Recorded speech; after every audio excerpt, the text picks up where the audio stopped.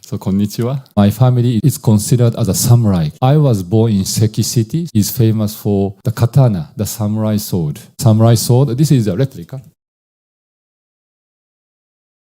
And still we have 3 katana masters. Shintoism and then Buddhism is a major religion in Japan. This samurai doesn't believe in God, but they are more worshipping jin. Yeah? And the jin can be a form of humans. And that spiritual energy is related with the emperor, the honor against shame.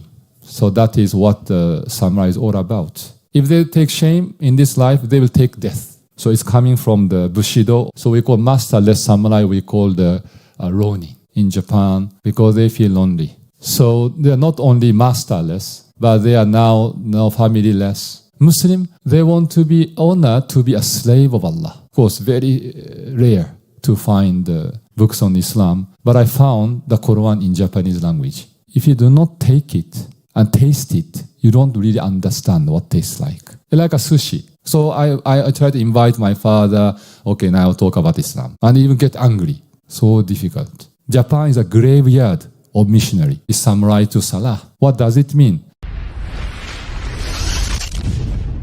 Alhamdulillah Rabbil Alameen. Wassalatu wassalamu ala Rasulil Karim wa ala alihi wa sahbihi ajma'in.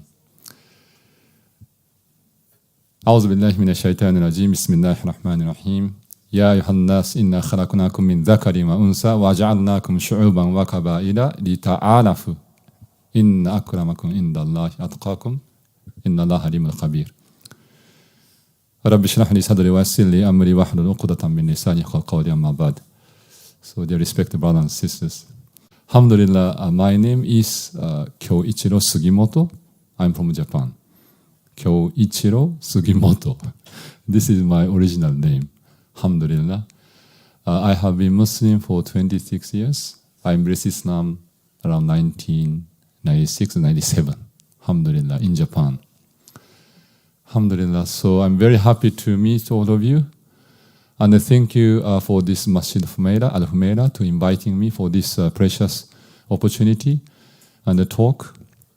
This is my 3rd time to come to London. I was invited by IERA, probably you know the Islamic Education Research Academy. So I basically do a full-time dawah in Japan. I'm come from Chiba. Chiba is just next to Tokyo. There is a Narita Tokyo International Airport located. So I came here for about just 1 week. So there is a dawah donation campaign in Birmingham and then London. So yesterday we had an event in Birmingham and then tomorrow inshallah in London. So alhamdulillah. So this is the first time for me to visit this area, this section, this town, East London, and then certainly this you call it Green Street. Just a brother Abdullah took me there, here and there. I was so shocked. Because this is London, right? So, but I saw maybe Bengali people, Indian or Pakistan or Somali. Wow. So there's nothing wrong, but just I'm not prepared to know this fact. Oh, shit, but I'm here. So, alhamdulillah. So, this is really blessing. Alhamdulillah, this blessed place. So, without further ado, maybe just let me go straight to, let me talk about background on my family before talking about my journey to Islam. Yeah. So, I couldn't see any East Asian faces while I'm walking. So, I came from Japan, it's very far east. For me, this is far west. Yeah, so I think there's so many differences, but just I want to touch on commonalities, with Japan and Islamic value. And first and foremost, my family is we call the Sugimoto clan. Yeah, it's like a Banu Sugimoto. Like you can say it's a Banu Hashim or Banu Quraish, right? Islamic context. I'm from Banu Sugimoto. So Sugimoto means Sugi is a cedar tree. Yeah, the moto means is a root. So is a root of cedar tree. So just they name it because they are living maybe probably near to the cedar tree. So that is my family name. And this clan is actually linked back to the emperor of Kannu. It's an ancient emperor, the lineage. Of course, there is no more the clue. However, historically, there is the link. Then it's considered as a samurai clan, the samurai. The title of this event is so-called Samurai to Salah. Yeah? Samurai to Salah. Yeah? So eventually you know what does it mean, inshallah. And I was born in Seki city. Seki city is the middle of Japan. And then this city is famous for the katana, the samurai sword making. Of course, they don't make now, only for, let's say, for museum, only for showcase, not for practical use, of course. Yeah. So now you can see only cutlery, such as knives and the scissors. They are one of the major producers, Seki city, famous for. Because after modernization, there is no more use for katana or Japanese sword. So instead, they try to maintain their skill, industrial skill. They transform their skill into the knife industry. Yeah. So in Seki City has been producing samurai sword. This is a replica. It's just only, actually it's not real, of course. It's just wood. Yeah, but just to feel it. Just feel it. So maybe you saw probably the katana in the movies, probably. We have been producing 750 years. And still we have 3 katana masters who are the sword smiths in that city, still now.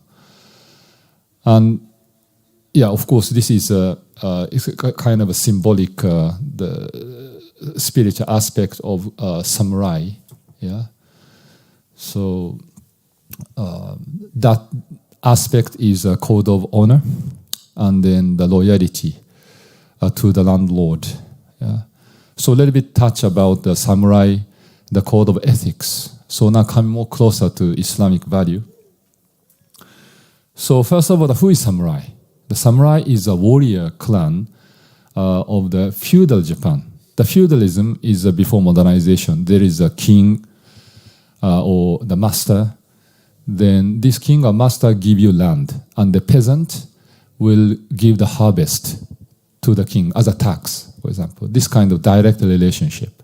And the warrior, they are hired by the king, and they, instead of they got food and then their houses, and they serve for military training and then real military the battle. I mean the contribution. Yeah. So that's the relationship. So samurai work for a certain shogun. Shogun is a master of samurai. Yeah. So it belongs to samurai belongs to the clan and the family. So when the samurai they fought, they fight each other. Then those who lost, so they lost, that vanished their family. So they lose the master. So naturally the samurai also lose their master. So we call masterless samurai, we call the ronin. Maybe ronin. There is a movie, you can say ronin. So masterless samurai. So they explore, and they have very strong ethics. They do not beg. They do not ask for any help. Even they are very hungry, but they put the stick on the teeth, and as if they are full. So this is a kind of ethics. So basically, I want to introduce the ethics of honor, the honor against shame. So that is what the samurai is all about. So probably you heard the harakiri. Harakiri is you're cutting the belly to commit suicide. To protect, to maintain honor. So during World War II, there is a kamikaze attack, and they die for emperor. Yeah, that's a kind of a spirit. Maybe you cannot imagine how come the people suicide, and of course suicide is prohibited in Islam, but people die for honor.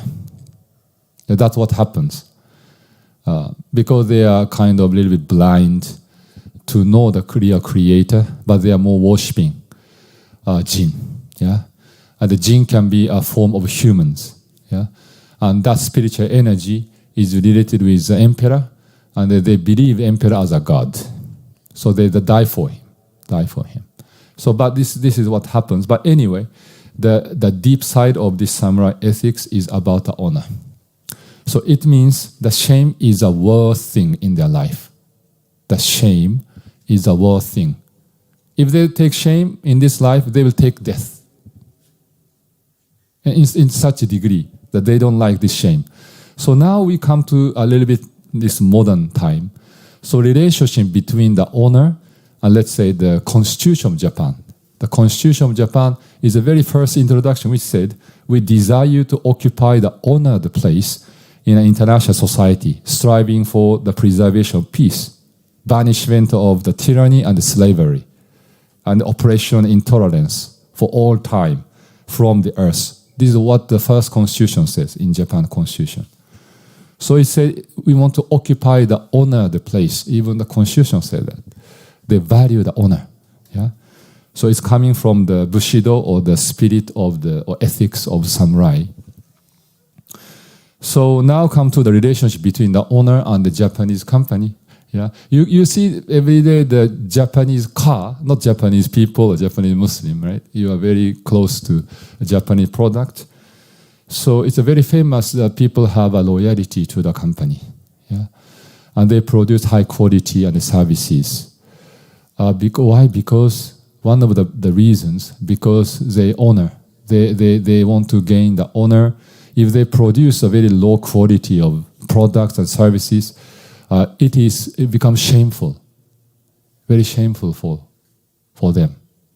Yeah, so that's why they make effort to reach to such a degree that that people respect or people really appreciate that quality. So that is honor for them. So you can say Toyota or Nissan or Honda or Subaru or Mitsubishi or Sony or Nintendo, or if you like, or Panasonic or Canon, or even this Canon camera, Nikon, yeah, you can name it. Yeah, these are all Japanese companies, and then they are basically working for the quality. Yeah. So now look at the world situation today is a more modernization, industrialization. So the family tie before the people have the loyalty to the company or loyalty to the family is broken. It's broken. And especially just this during 20s, this for last 20 years, because with IT, the internet, information technology is a spread, right? Is a rampant. So it's a more and more the people's human relations are liquefied. So the everywhere is like individualization. Yeah. So that's why you can see many suicides in Japan because they feel lonely. Yeah. They lost the family tie. So that's a now situation now. So they are not only masterless, but they are now familyless. So you can see, probably you've heard the news from any news, like Japan now decreasing population because they don't want to marry. Yeah, the fertility rate was very low. Yeah, 1.3 only. So cannot maintain the present the number of population, so decreasing rapidly. Yeah. Now we have 124 million, but just only a few years back, it was 125. So already 1 million lost. Yeah. So among these 124 million, alhamdulillah, now Muslim population in Japan is 230,000. 230,000. It looks big or small? I don't know for your imagination. Some people said, oh, so many Muslims in Japan? 230,000? Yeah. But percentage-wise, it's only 0.18. 0.18%. So generally, Muslims are invisible. Not like here. It's like a 90% Muslim, maybe. Subhanallah. So that's why I was shocked.